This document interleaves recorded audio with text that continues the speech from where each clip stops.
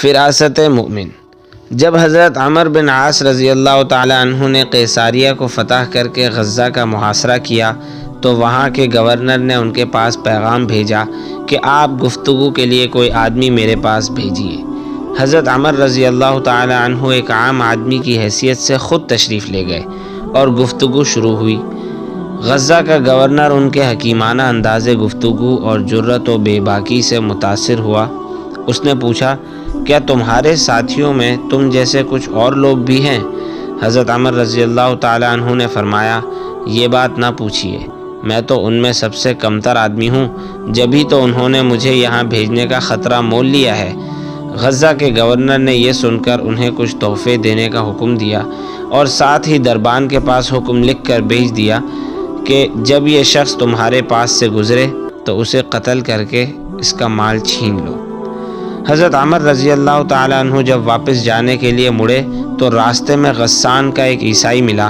اس نے حضرت عمرو کو پہچان لیا اور چپکے سے بولا، عمرو، تم اس محل میں اچھی طرح داخل ہوئے تھے، اچھی طرح ہی نکلنا۔ یہ سن کر حضرت عمرو رضی اللہ تعالیٰ عنہ ٹھٹک گئے۔ وہ فوراً مڑے اور واپس گورنر کے پاس پہنچ گئے۔ سردار نے پوچھا، کیا بات ہے، واپس کیوں آ گئے؟ حضرت عمرو رضی اللہ تعالیٰ عنہ نے جواب دیا، آپ نے مجھے جو تحفے دیے ہیں میں نے انہیں دیکھا تو اندازہ ہوا کہ یہ میرے چچا زاد بھائیوں کے لیے کافی نہیں ہے، لہٰذا میرے دل میں یہ آ رہا ہے کہ میں اپنے 10 بھائیوں کو آپ کے پاس لے آؤں، آپ یہ تحفے ان سب میں تقسیم کر دیں، اس طرح آپ کا تحفہ ایک کے بجائے 10 آدمیوں کے پاس پہنچ جائے گا۔